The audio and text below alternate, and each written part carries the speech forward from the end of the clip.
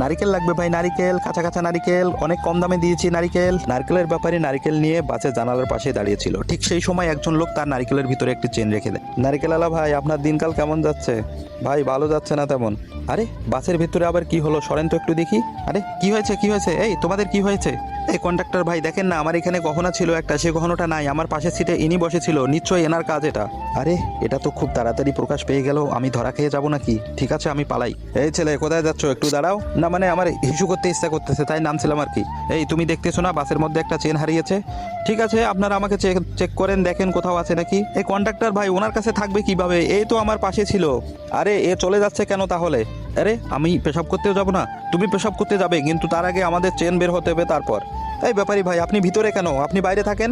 এই দেখেন না গ্যাঞ্জাম একটা। এই ঠিক আছে ঠিক আছে, তুমি যাও তাড়াতাড়ি বাইরে যাও। আরে এটা আমি কি করলাম, ব্যাপারী তো উপরে উঠে গেল, এখন আমি কি করি? প্যাসেঞ্জার ভাই আপনি চিন্তা করেন না, আমি বাসের